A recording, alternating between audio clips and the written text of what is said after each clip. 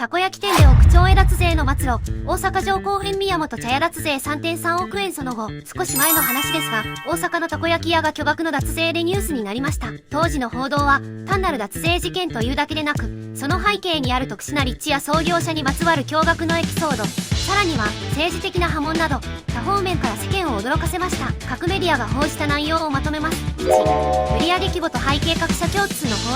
報道の核心は、たこ焼きだけでこれほど稼げるのかという驚きでした。急増した売上、インバウンド需要で、2014年の約1億3000万円から、2016年には約2億4000万円へと倍増。客の8から9割が外国人観光客だった。販売数、8個600円のたこ焼きを2億円分売ったと仮定すると、年間30万皿以上、1日あたり約700セット5600個以上を焼き続けていた計算になる。納税意識、店主側は花見シーズン以外は客がいなかったので、納税が必要だと思わなかったと供述。しかし、3年間で計約5億8000万円を売り上げていた。立地の特異性と利権週刊誌産経などの深掘り、単なる努力ではなく、最強の立地が利益を支えていたことが報じられました。無償の土地、大阪城桜門前という一等地にありながら、豊国神社から土地を無償で借りて営業していた。競合不在、大阪城公園の管理が厳格化される中、古くからの経緯でここだけが独占状態で露店営業を続けていた。創業者のルーツ、週刊新潮などは、創業者の夫個人が目的や関係者であり、過去に発した天本市長の時代でも排除できなかったアンタッチャブルな存在であった可能性を報じています。3、資産と生活の実態、多額の現金をどうしていたのかについても注目が集まりました。現金主義、夫の存命時は売上金が入った袋を抱えて歩いていたという目撃談がある。不動産購入、脱税した資金などで、親族のためにマンションを一棟丸ごとキャッシュで購入したり、家を建てたりしていたと報じられた。地味な生活、店主自身はブランド品で身を固めるような派手な生活はしておらず、浮いた金は預金や旅行に充てていた。4、行政の起こりと浄化の動き、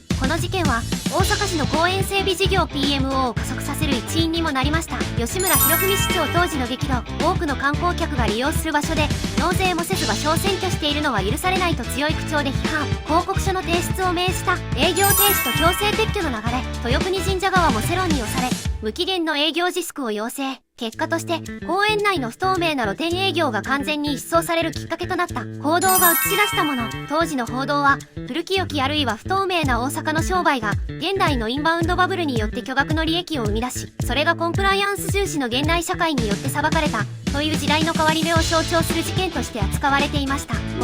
裁判の結果、2018年12月12日、大阪地裁にて判決が言い渡されました。判決、懲役1年、執行猶予3年、罰金2600万円求刑懲役1年、罰金3500万円、内容、約3億3000万円の所得を隠し、所得税約1億3200万円を脱税したとして所得税法違反に問われていました。当時の様子、店主当時72歳は起訴内容を認め、脱税した資金については忙しくて申告できなかった納税の意識がなかったと説明。脱税した金は主に預金しており、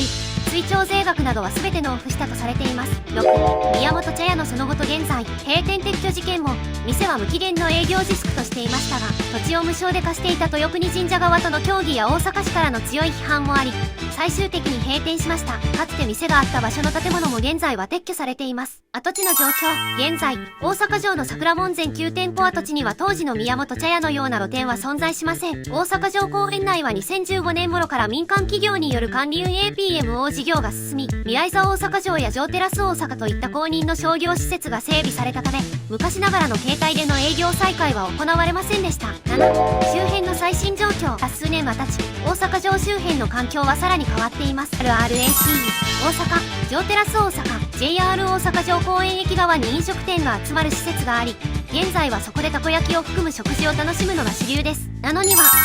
2025年3月28日には、大阪城公園のすぐ南側にある難波旧跡公園内に、13店舗の飲食店が集まる新しい商業施設なのにはがオープンしています。かつてのような神社の土地を無償で借りて独占状態で営業するといった不透明な形態の売店は姿を消し、現在は整備された施設での営業に完全に移行しています。